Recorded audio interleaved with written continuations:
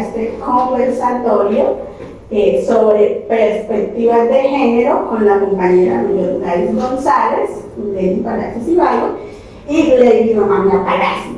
A través de la historia, la mujer siempre ha sido relegada a oficios domésticos y a la crianza de los hijos. Si hacemos un recuento y nos vamos a la época del patriarcado, vemos cuando el hombre dejó de ser nómada y pasó a estabilizarse en un lugar, se dedicaba a la caza, a la pesca, a oficios de hombres, y las mujeres se tenían que quedar en la casa criando los hijos, encargada de los animales, del hogar, de matar, de sacar las pieles, de tejer las telas, y el hombre solo se encargaba de oficios de hombre. En la burguesía, donde ya se hace como una jerarquización de poderes, la mujer sigue en el rol de ser la encargada de criar los hijos, de la educación de los hijos. Luego pasamos a la época media, donde aparece la iglesia, donde la iglesia es la que tiene todo el poder de elegir y decir qué se hace y cómo se hace. A las mujeres allí tratan de tomar un impulso, y aparecen las mujeres que saben de economía, que saben de pintura, que saben de medicina, pero estas mujeres eran consideradas brujas. Pero si leemos un poquito de literatura universal, estas mujeres son consideradas feas, pero no es que ellas fueran feas físicamente, sino que eran feas por lo que aportaban, eran unas mujeres productoras de conocimiento. Luego viene la época del Renacimiento, del siglo XV, siglo XVI, pero en esta época también la mujer sigue teniendo el mismo rol, o sea, no avanza mucho. Luego aparece la época moderna, es decir, la mujer lo que representaba en ese instante, en ese momento, que pues no ha variado mucho hoy en día, era un riesgo, un peligro para el rol establecido socialmente del hombre. ¿Eso es lo que usted decía? Sí, de hecho en la época del Renacimiento, que me estaba pasando, me estaba olvidando, la profesión de la mujer como tal era parir, o sea, la mujer era respetada si tenía hijos, si no tenía hijos, entonces era una mujer que socialmente no servía. Cosa que había cambiado mucho hoy en día. Sí, no ha cambiado mucho hoy en día. La época moderna y medieval sigue siendo la misma para la mujer, es delegada solo a los oficios domésticos. Venimos a la época contemporánea, la época en que podríamos decir actual, donde la mujer empieza a exigir sus derechos en tanto a participar en la educación, en la política, en lo jurídico. Allí la mujer empieza a exigir el derecho al voto. Se han tenido bastantes avances, por decirlo así, pero aún falta bastante. Aún la mujer todavía sigue siendo considerada inferior en cuanto al hombre en todos los estamentos donde se desempeña. Ok, si empezamos a ver lo que usted menciona, que es el rol que desempeña hoy en día la mujer en la educación, en la política y todo esto, para que esto se diera, obviamente, tiene que haber unas luchas. Una de las grandes mujeres representativas en esa lucha que se dio a través de la historia es la señora Emilia Pardo. Ella era una de las defensoras de la coeducación. Hablemos un poco de cómo se dio esta educación a través de la historia.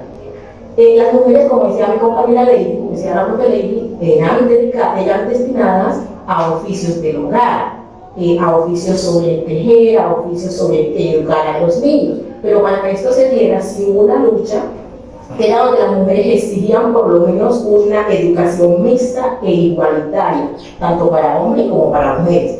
Entenderán ustedes que eso fue un revuelo en esa época, porque todos los cambios sociales vienen con revuelos, ¿cierto? Entonces eso fue un revuelo en esa época, pero las mujeres lograron en el siglo XIX poder compartir escuelas con los hombres. La iglesia fue una de las grandes opositoras, pero ¿cómo era esta educación que ellas recibían? Destinadas solo para oficios de mujeres. Se seguía viendo una gran brecha de desigualdad en conocimientos y en desarrollo profesional y personal. Luego aparece el señor Arnold, donde dice que si hacemos una comparación del tiempo de antes y ahora, se sigue viendo mucho, está siendo muy marcada esa diferencia. ¿Por qué? Porque en los campos científicos seguimos notando que los hombres son los que mayor influencia tienen sobre las mujeres. Otro aspecto muy importante es que Thälmann dice que muchas mujeres hoy en día estudiamos, muchas mujeres hoy en día nos capacitamos, pero ¿qué pasa con las mujeres que se siguen dedicando a oficios varios?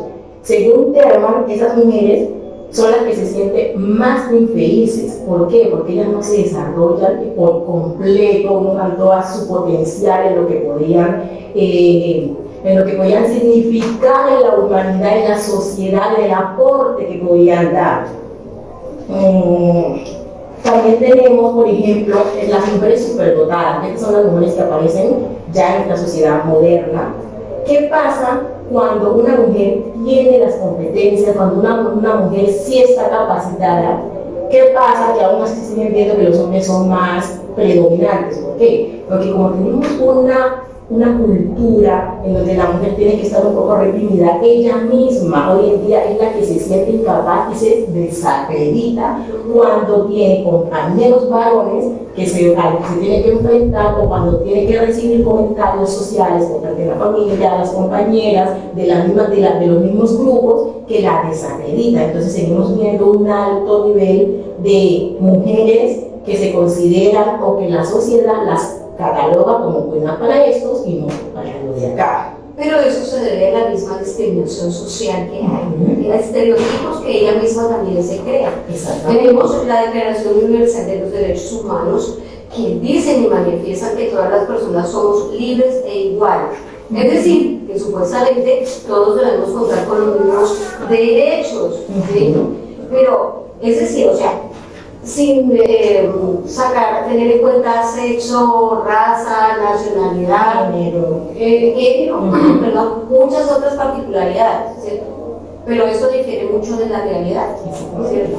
Porque hoy en día las condiciones de igualdad para la mujer no son respetadas, ¿cierto? A pesar de que existen muchos tratados como la Convención Americana de los Derechos Humanos, la Convención Interamericana sobre el fin del maltrato y la violencia contra la mujer. El respeto, como tú decías, de los derechos humanos ha sido una lucha de muchas organizaciones de hombres y mujeres para fomentar y establecer la igualdad de género en las condiciones de lo que hablamos antes, la privacidad, ¿no es cierto? Lo que corresponde a lo privado, al hogar, al afecto dado tanto el hombre y la mujer hacia sus hijos, a las condiciones de crianza a los cuales los dos tienen derecho. Lo mismo al desarrollo en el campo laboral y en el campo público. La puedo tener muy clara, compañera. ¿Y qué pasa hoy en día? Algo que está muy marcado y que de las mujeres ha sido como un sobrecargo. Sí, las mujeres hoy en día tenemos derecho a desarrollarnos en trabajos que anteriormente eran típicos de hombre o que no lo podíamos hacer, pero entonces ya salimos a trabajar, pero llegamos a la casa, ¿y qué pasa en la casa? Seguimos trabajando, seguimos laborando. Exacto, tenemos un recargo, es decir, todavía nos toca trabajar para ser un poco más consciente de la sociedad y al hombre de que ya los trabajos de la casa deben ser compartidos, porque la mujer ya está saliendo a laborar, ya está aportando de forma diferente del hogar, entonces nos toca seguirnos educando en cómo se deben manejar los aspectos del hogar. Esta lucha por igualdad de género, ¿no es cierto? La idea es que se erradique cualquier subordinación o jerarquía de un sexo sobre el otro. Bueno, compañeros, compañeras, hemos llegado a nuestro fin, el tiempo se nos agota al fin de esta charla. Ha sido de verdad un placer. Esperamos que haya sido satisfactorio para todos ustedes y nos vemos en otra ocasión. Gracias.